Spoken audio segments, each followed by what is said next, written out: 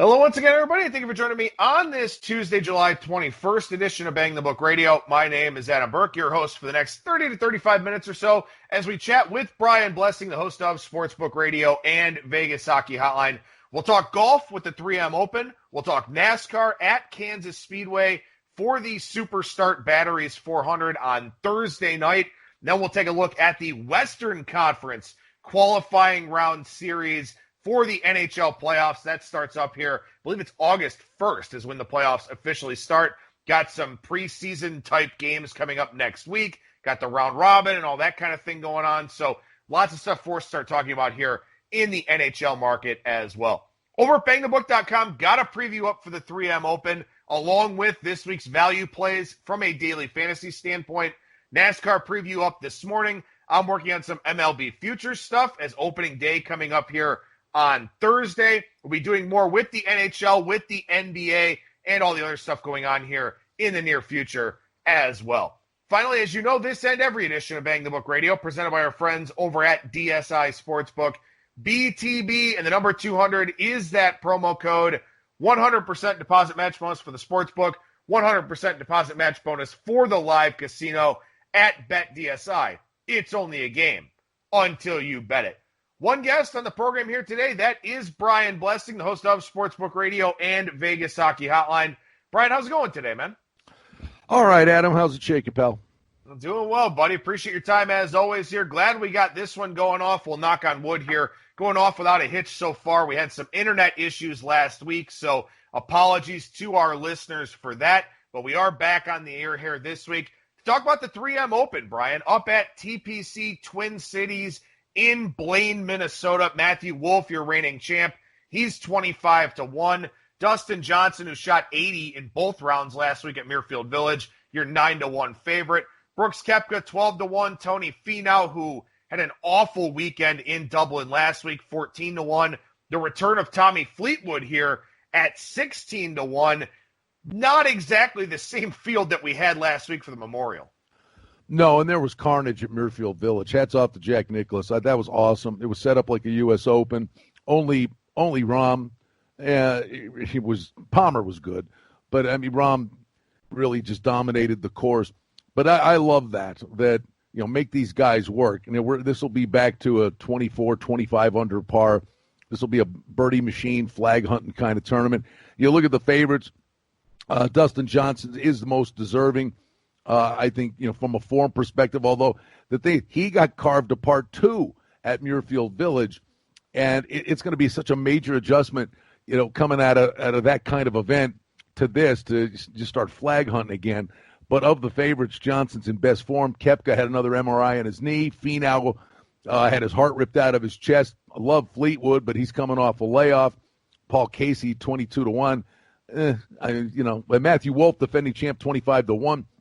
He's been in good form, so Wolff certainly merits consideration. But I think absolutely this is a tournament you go price hunting. I've got like 3-4 guys I'm taking a look at. But of the favorites, I mean, you'd have to say DJ. When as you look at the course profile here, this is only the second year of this tournament. So for those that like course history, course form, stuff like that, we don't really have any. We have last year, and that's pretty much it. Par 72, around 7,100 yards. So not a particularly long course. They did say they want to make it a little bit tougher than it was last year, so maybe some thicker rough, something like that. This is a tree-lined course, lots of hills, undulations. The lie of the ball, it's going to be below your feet. It's going to be above your feet. That's really going to be the biggest issue here for the players this week. There is water, but last year, only 5 of the 18 holes played above par on average. So we're going to see eagle putts. We're going to see flag hunting and birdies, like you said. So you're going to have to really post a low number here this week to really make some noise. And, as you kind of look at this one, what's interesting to me, and we talk about this a lot with different fields, is that guys like Lucas Glover or Harris English or Doc Redman that are in that 30, 35, 45 type of range, these are guys that have been 70 or 80-1 in previous events with stronger fields. So that's an adjustment we have to make here to this tournament if you do want to go price hunting a little bit. Yeah, and in that range, I would just say we don't have a lot to go on this course other than Wolf's the defending champ, and he did have a 62 during the course of that tournament last year. The other guy who's in actually very good form and had a 62 on the final round last year would actually be my top pick in here, and that's Lucas Glover, who's sitting in that 35-1 range. I think Glover. If I wasn't saddling up with Wolf, but I'm going to go with Lucas Glover because he's obviously had some really good experience on this course, and his form is really good coming in. The other guy, I'm taking a look at, I think when you're looking at a lot of these guys, certainly they're guys that say, yeah, his form's good and he can contend, but guys that actually on the list that kick the door down and know how to win, I'm looking at Ryan Moore at 60-1. This is a guy that knows how to win, and in a depleted field like this, I think Ryan Moore is deserving of a long, hard look. I like Lucas Glover, too. I mean, he's a guy I've talked about a few different times here lately at some bigger numbers. He's played very well in the strokes gained approach department. That's another key statistic, a key metric here for TPC Twin Cities. So I understand why he's there at 30-1. I think that's a pretty good look. Eric Van Rooyen's a guy I like this week as well. He's in that 35 to 40-1 range, playing well on approach. Again, that's a very important metric. He was third last week in strokes gained approach at the Memorial. Also, we talked about trying to look for some of those local angles. He played his college golf at the University of Minnesota. So this is a course that he should know, obviously should have a lot more experience than the other guys who just played here for the first time last year. So I like Van Rooyen at 35-1 or 40-1 out there. And one other guy in that sort of type of range at 55-1, Henrik Norlander. He's a guy doing very well in the strokes gained approach department, coming off of a top 10 last week at the Memorial, played very, very well there. Top 20 in strokes gained approach last week, second in strokes gained putting. He's 55-1, made 4 straight cuts, 2 top 15 finishes. That's a guy I like this week as well. Yeah, I think another guy maybe you could take a peek at that flies under the radar that's playing pretty well too is Sepp Straka. But I think this is that kind of tournament.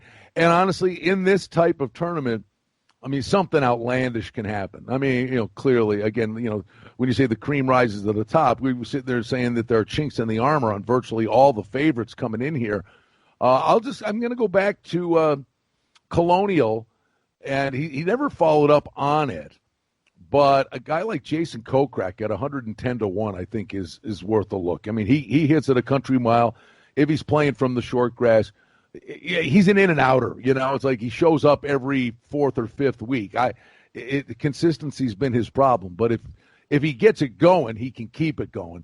So I would take a look at a guy like Jason Kokrak. But to me, Glover's the top pick. But I played Fratelli last week, and he did play very well. He was one of the better players on the weekend at Memorial. I'm just getting tired of burning money on the guy at 80-1. So I'll probably regret it if I get off, and he'll probably win. But boy, I look at the list, and I just keep circling back to a guy like Ryan Moore, who seems to win a tournament every couple of years, and this is the kind of tournament he wins. He wins in Vegas, in a tournament where the winning score is going to be 23, 24, 25 under. I just, for whatever reason, my eyes just keep drawn back to Ryan Moore. Looking here, I believe Kokrak withdrew from this event. He only played the one round last week at Memorial. I think he shot 79 or something like that. Wound up withdrawing from that one. So I don't think Kokrak's going to be out there this week. But all right. You mentioned a guy like Moore. I mean, Moore and Kokrak, they're kind of, they're different players, but it's kind of the same strategy there that you just talked about, where those are guys that just, play solidly well, rack up top 25, stuff like that, then go out there, put it all together, win a tournament every so often. This is, like you said, probably one of those types of tournaments that guys may be looking to do that. And one of the reasons why we've got a pretty slim field here, there's a WGC event next week, the FedEx St. Jude Invitational. I believe that's TPC Southwind in Tennessee. So that's why we've got a little bit of a weaker field here this week. We'll have a better field to talk about for next week. Yeah, it's funny on the Kokrak front because another guy that was entered and odds were up on him yesterday was Brendan Todd at 50-1. And on the list now, he's not there. So and Kokrick was another guy that was entered yesterday, and I just mentioned, and now I'm scrolling down. I had to scroll way down to find him, and sure enough, he's not there. So listen, there was carnage at Muirfield Village. There were some guys that just said, "Look, I'm taking a timeout and start over." Yeah, and you really can't blame them for that, given how tough that course actually played last week. I do have one pretty long shot play here, and in fact, he was 175-1 yesterday. I think the price has come down a little bit.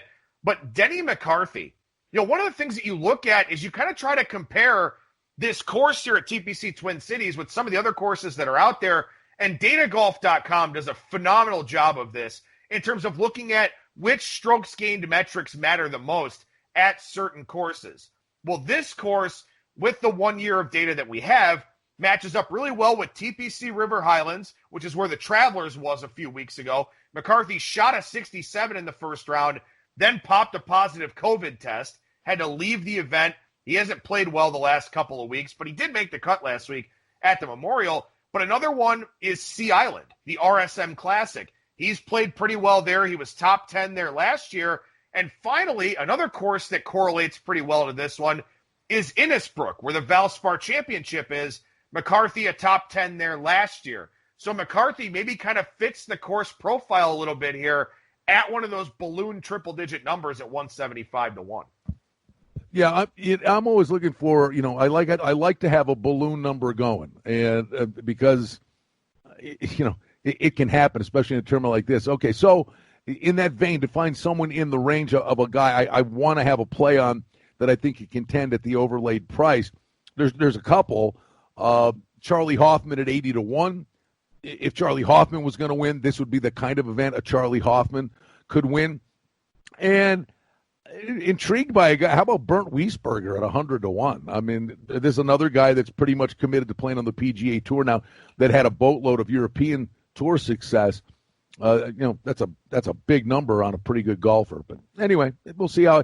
I think as we usually do. I'm in on Glover and Moore. Find a bomb I want to play, and then watch the first 2 days and bet going into moving day.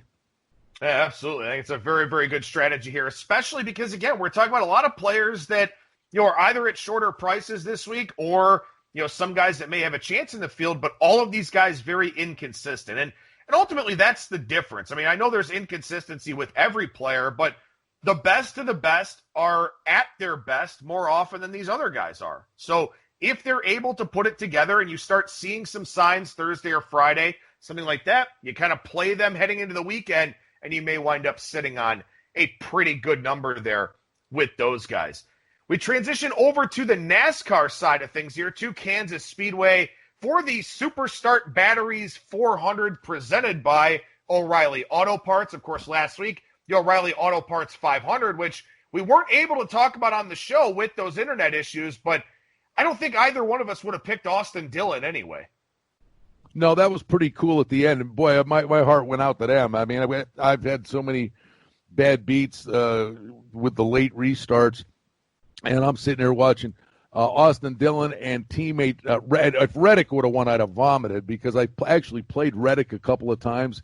This kid's going to win a lot of races in NASCAR eventually. Cole Custer was the rookie that actually won earlier this year. It wouldn't shock me if Reddick won a race at some point this year.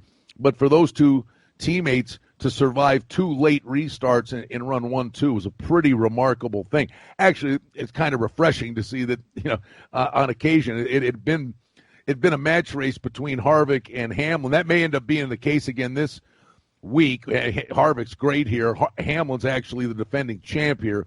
We could be down to a match race between these two late. The one thing is you'll get a run for your money every week, but something always seems to happen. But Ryan Blaney's car is bad fast.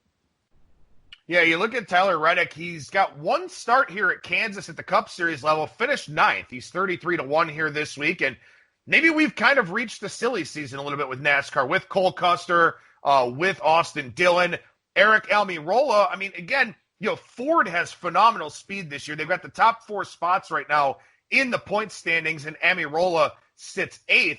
They've just got exceptional speed right now. And, Amirola, a guy that, going into this year, he's in that 25 to 30 to 1 range week in and week out. Here he's 12 to 1, priced just above that big gap. You've got about 8 or 9 drivers that are, plus 400 to plus 1,200, then a huge gap to plus 2,500 with guys like Alex Bowman, Kurt Busch, guys of that sort. So Harvick is your 4 to 1 favorite. Elliott and Truex, your co-second favorites at 6 to 1. Hamlin, Busch, your co-fourth favorites at 650. Then the Penske guys, Keselowski, Blaney, Logano, 8 to 1, 10 to 1 in that range. But like you said, though, 1.5 mile track here, nothing all that special about it. This could wind up just being pick a favorite and hope they win. Honestly, I don't see any reason why it's not Harvick and Hamlin again, to the point where, again, when you get a race like this, you go into the group matchups, and you pick someone mid-pack, to just, like a guy like Harvick, if you go in one of the group matchups and he's probably plus $1.80 or plus $2 to beat, he'd probably be going against Elliott, Hamlin, and Kyle Busch. And the bottom line, he says only got to beat those 3 guys. For him to win the races, he's 3 to 1. If you're playing Harvick, you're probably safer to just play the group matchup because, bad things can befall the other guys. You only have to beat 3 guys. You talk about losing money week after week on guys on the golf side where, you keep playing them, you keep thinking there's value, and all of a sudden they just can't find a way to get through. Eric Jones is becoming that guy for me in NASCAR. He's 28 to 1 this week. His last 4 starts here at Kansas, all top 7 finishes. So he's run very well. He was pretty dominant at times in the Xfinity Series before, getting the promotion up to the Cup Series. I don't know what it is. I know this guy can be a little bit reckless, a little bit over-aggressive. Maybe he doesn't pick his spots appropriately. But there are these tracks, particularly the 1.5 mile tracks, where he's shown speed in the past, and he just, for whatever reason, can't get over that hump. I feel like I'm probably going to blow a little bit of pizza money on him again this week, though. I know. How many times, though, do you sit there and go, he's running 13th, and they go, with 15 laps to go, and they, Eric Jones, fastest car on the track, but he's nowhere to have a chance. I will say this, of the short prices for me, I know you're kind of looking the Harvick Hamlin route. I like Chase Elliott a little bit here at 6 to 1, and the thing about Elliott is that he's had these low prices all year long, and he's been a threat. He had that period where he was a threat every week, but he only has the 1 win. And I'm a little bit worried about that, the fact that, again, he's another guy that just can't really get fully over that hump. But he's got 8 starts here at Kansas Speedway, top 5s in 4 of them. And this is, when you look at past results here, things are very spread out. You got a few drivers that have 3 wins, a handful that have 2, but their finishes are kind of all over the map overall. Elliott's been pretty consistent here to this point. So he's probably the favorite I like this week among those shorter prices. But like I said, I'll burn some money on Eric Jones this week again, too. I don't blame you. Again, I think you could kind of lump, although Elliott's won, I think Elliott and Blaney are the same guy. They're there every week, and something just seems to go wrong. And honestly, I think Elliott's the better driver. I think Blaney's had the better car. Well, we do have a week and a half off before the next race. That'll be at New Hampshire. I believe that's August 2nd on the date for that one. This ends a stretch of 16 races in 67 days for the Cup Series, and they're going to run 7 races in, I believe it's 27 days or something like that in the month of August. They're going to do back-to-backs at Michigan and Dover. They're going to run the road course at Daytona, plus the plate race right at the end of the regular season. So August is going to be very, very busy for these guys, but maybe some of the older drivers with some extra downtime get a second wind heading into August. So I'm definitely looking forward to handicapping that New Hampshire race here with you, Brian. Yeah, and then, they got Daytona, and I believe there's still another Talladega coming up, which is always good fun.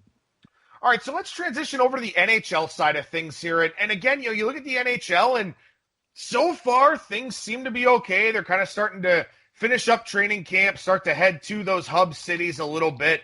And, we've got Edmonton and Toronto, the hub cities. You've got games expected to start here on August 1st. So I want to take some time here on today's show to take a look at the Western Conference qualifying round series prices. Obviously, next week we'll talk about the Eastern Conference qualifying round series prices. But let's start with the Blackhawks and the Oilers here, seeing Edmonton at DSI Sportsbook minus 165 to win this series here. And you kind of wonder a little bit about both of these teams. Chicago, very bad in their own end much of the year. Edmonton, they made some transactions, made some moves. They've got a lot of speed. They've got a lot of offensive chemistry, but you wonder how that looks coming off of this extended layoff. Well, I think with any of these series, and you'd have to put this caveat on every series, we don't know. We don't know how much they want to be there, what kind of form they look like. Like I said, I've gone to Golden Knights practices. They look great. That's great. But then you got to show up, and then you get up there, and you're in the bubble, and there could be guys that get up there and go, this is nonsense. I don't want to be here. I think once teams win and they get closer and say, hey, look, we're 12 wins away from getting our name on a Stanley Cup. Teams are all healthy. I think the hockey will actually end up being terrific.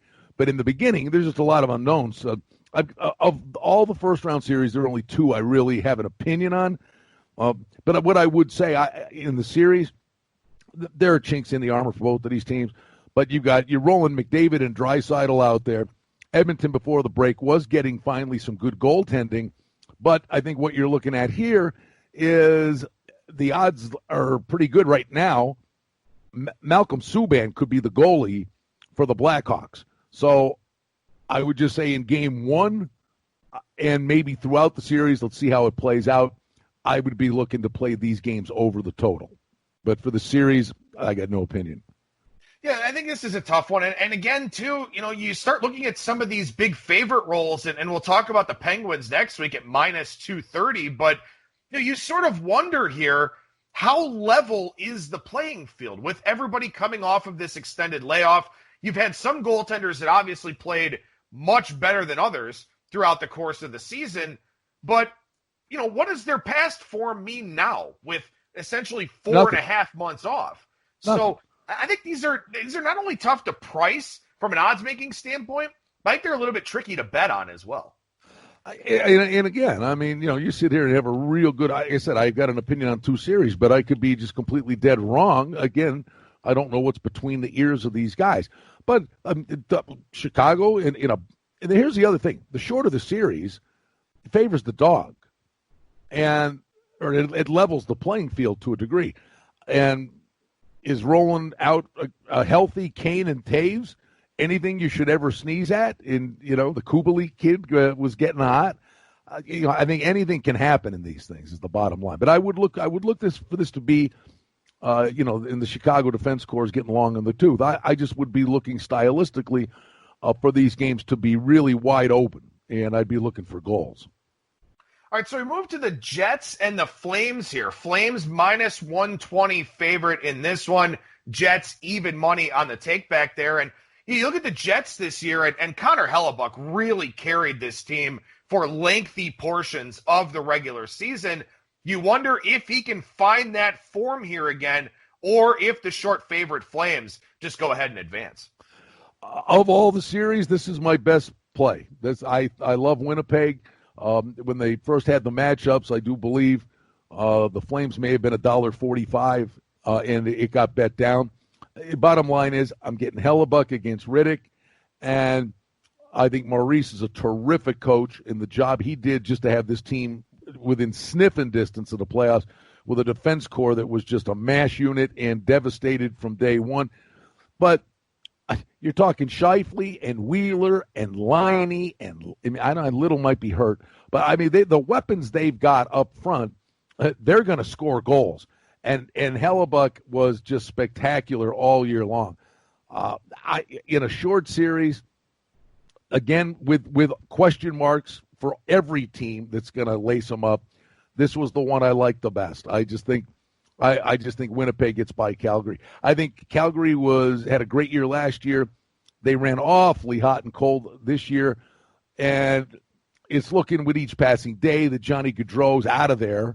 So, I don't know, is Johnny Gaudreau killing himself for an organization that the odds are he's out of there because they're going to go get Taylor Hall? I just think there are too many things I'm not thrilled about. The one guy, I love him, one of my favorite players in the league, is Tkachuk is one of these guys. It wouldn't matter if they were playing on a pond. He'd go out there and lose teeth. He doesn't care. So I know Tkachuk's going to show up, but I like the goalie matchup there, and I really like the coach, and I think Winnipeg's the side. Well, and that's the interesting thing about a series like this. When you sort of look at the advanced metrics here, you can see the impact that Connor Hellebuck had. I mean, you look 5-on-5, and in terms of expected goals against, Winnipeg should have the most allowed in the NHL at 5-on-5. But Hellebuck was just that good during the regular season that he was really able to carry this team. And that's sort of the question, is that the great neutralizer where maybe Calgary 5-on-5 from the advanced metrics, Calgary is the better team here, the deserving favorite at -120, but that great equalizer could very well be Connor Hellebuck. And we talk about it all the time with regards to the playoffs in any sport, but especially the NHL. A hot goaltender can carry you. A hot starting pitcher in the MLB playoffs can carry you. A bullpen can be that great equalizer that neutralizes a very good lineup, stuff like that. So in these smaller sample size formats, if this comes down to, Hellebuck versus Rittich, I mean, yeah, you certainly have to like the Jets with that mindset. But again, this will be one of those series where the sharper money, the quant money, will come in on Calgary because Winnipeg does look like an overachiever from how Hellebuck played. Yep, no, I don't think there's much more to get into other than it's Hellebuck. The play's on Hellebuck, but honestly, I look at the firepower that Winnipeg has up front, and if Hellebuck's playing good, and the general formula, for success in the playoffs is defense and special teams, and if you're saying that Hellebuck can make up the difference on the lack of defense that Winnipeg has. Winnipeg's got plenty of firepower to score enough goals. That's something interesting, too, not to go super far down a rabbit hole, but, we're talking about a lot of guys here in the NHL. They're going to have to get back up to speed. I mean, you have to think there are going to be, those stick infraction fouls. You got to think there's going to be a lot of hooking, tripping, holding, stuff like that as guys kind of lose their positions, get burned a little bit. Guys maybe won't be as fleet of foot at the outset.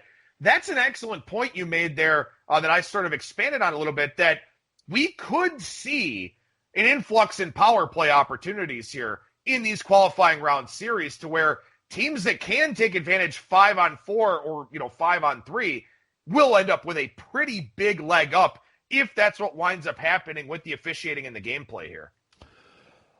Yeah, we gotta watch and just see how these games are played. I think it's just going to be hockey. The NHL, by the way, unbelievable. The only reason they're doing this is for money, and it's going to cost them $70 million to put this thing on. So basically, what they're telling you is they're just trying to cut their losses. So they're saying they're going to save more than $70 million, finish up their local TV deals, and then whatever sponsorship will come from it with the national networks, that they're going to make more than $70 million for putting it on.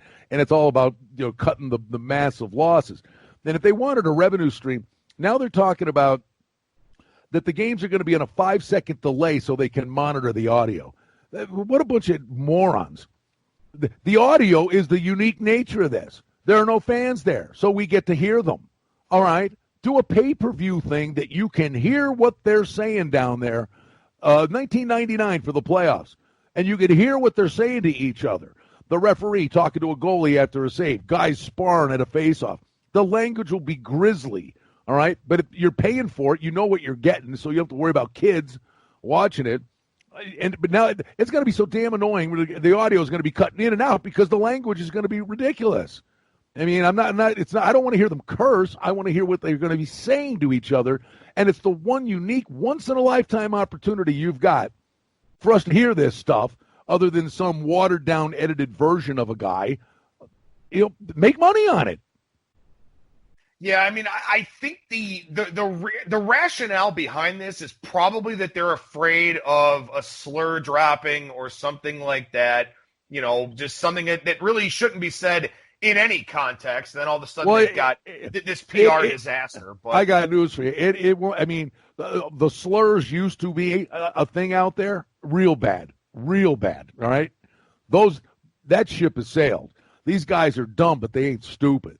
Now, the slurs, there's no slur coming out. Nobody does. Because one guy, any guy that used any kind of slur out there now, it gets out and the guy's like branded. I mean, it ain't a slur. The language will just be incredibly horrible. It's just vulgar language. But these guys are some of the funniest people, and the stuff they say to each other, chirping one another, is downright hilarious. My best friend used to be the camera guy between the benches in Buffalo. And now every broadcast has a guy between the bench, an announcer, right? And because those guys, the announcers are down there, or the analysts are down there now, there's not room for the camera guy anymore. But he used to call me every night after the game. He'd break down, tear down. 2 hours after the game, he'd go back to his little club he belongs to, go back to the club, get a cold beer, and he'd call me. Oh, my God, Domi said this. Mellenby said that. And we'd sit there and laugh for 45 minutes. He'd tell me the stuff he heard them say to one another. Man, look, how about the 24/7, the thing they do with the boxing stuff? You're behind the scenes. They did that for the Winter Classic, Road to the Winter Classic. And they do it every year. And it's great. I mean, every other word was an F-bomb from Bruce Boudreau the one year. I mean, the language is bad. It's salty.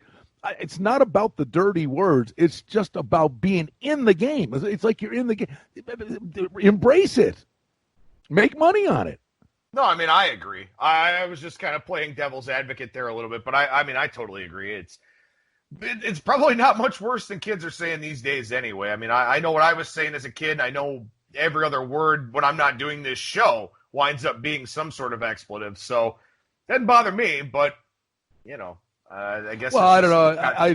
If it's an image thing, I guess. I don't know. But I to me, hockey fans, and not only, and if it worked, and oh, by the way, if that worked during the pandemic, if you did it and it worked, you might be sitting there going, oh, my God, $2.99 for the year, to have a mic'd up version of the hockey games. It could be this massive revenue stream for the next decades. Take a shot at it now. It could. I mean, I'd pay for NHL Center Ice if it was like that. If it was just unfiltered, chirping and chatter. Make it a streaming thing. Make it a streaming thing. You can watch games up from your computer on your TV. All right, make it a streaming thing. But people sign for it. They know what they're getting into. No, I agree. I mean, you just did the Michael Jordan thing where ESPN, well, Michael Jordan can curse. That's fine. Everybody thought that was the coolest thing since sliced bread. It is, here's an unedited version, and then they had a the censored version of the Michael Jordan thing, and everybody thought that was the greatest thing since sliced bread. What's the NHL worried about? Well, we move on to the next series here, the Coyotes and the Predators. Predators minus $1.35, Coyotes plus 115 on the takeback. And Arizona, pretty inconsistent team throughout the year, but really so was Nashville. I mean, they had the coaching change. They went through a lot of different things. Seems like they've kind of passed the torch here from Pekka Rinne to UC Saros. What do you think about this one here with Nashville minus 135? I wouldn't go near this with a telephone pole. The only thing I will say, just like the golfer you bet for a month and you get off him and he wins, I was all about Nashville the last 3 years. Something's just amiss there, but I almost wonder if, there's so much there that if this stupid pandemic and a thing like this out of nowhere where they've got no expectations is when a team like Nashville shows up, because anybody can win this thing. Anybody. Last series here in the West to hit on Minnesota Wild, Vancouver Canucks. The Canucks minus 130 here in this one. And, all the teams from the Central Division in the Western Conference making the playoffs, Minnesota and Chicago, the two lowest teams from that division. Vancouver was a team that, spent a little bit of time in first place, actually, in the Pacific Division. They kind of fell off the pace a little bit, ran into some injuries and things like that. Do they sort of circle the wagons here and take care of Minnesota? Don't trust either one of these teams, but the one thing I'm pretty convinced I'm going to do, I was making some nice cake on Minnesota in the middle portions of the season.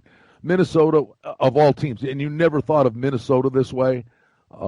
Minnesota was kind of a plotty, low-scoring kind. They were a dead-over team. And I think Pettersson is going to go off in this thing. The Swedish guys were skating all summer. They never shut down the Swedes. I think Pettersson's going to put up a boatload of points. I like these games to go over the total. Who wins it, couldn't tell you. But I like them to be high-scoring games. Brian Blessing, the host of Sportsbook Radio and Vegas Hockey Hotline. What do you got going on with those two programs, man? Well, like I said, the Golden Knights at training camp, honestly, I would say this to you, maybe just to wrap up what we were talking about. They look good. I mean, they look fast. The passing's been crisp. You're watching them, I mean, from day one, they had their voluntary stuff where they were just getting up to speed and clowning around, but the passing is good. They've got their legs. I think the one thing that would be of interest here is watching the Stanley Cup playoffs is a battle of attrition anyway. The fact that these guys just haven't, got callous to being hit, watching injuries is going to be a big thing moving forward. But we're talking about the Golden Knights and the NHL return to play. Vegas Hockey Island. It's at 1 Pacific. Noon Pacific is Sportsbook Radio with the top sportsbook directors in town. Our buddy Bruce Marshall will be on today. The shows are kshp.com. There's a listen live function there. Shows archived at sportsbookradio.com. And you can get the hockey betting podcast I do with Cam Stewart. And we do horse racing podcasts, and a lot of the good stuff is available on my Twitter at Brian Blessing. Always a treat to chat with Brian Blessing. Again, sportsbookradio.com, kshp.com, at Brian Blessing on Twitter. Brian, I'm glad that this show seemed to have gone off without a technical hitch, so I certainly appreciate that. Thank you so much, and we'll talk to you again next week. All right, pal. Always a pleasure. There you go. There's Brian Blessing. Once again, sportsbookradio.com, kshp.com, at Brian Blessing on Twitter. I'll be back on Thursday with the Bettor's Box, opening day for Major League Baseball. I'll talk about those two games, talk about some more general thoughts as we get ready here for the 2020 Major League Baseball season. That'll do it for me. Thank you so much for listening, everybody, and I will talk to you again on Thursday.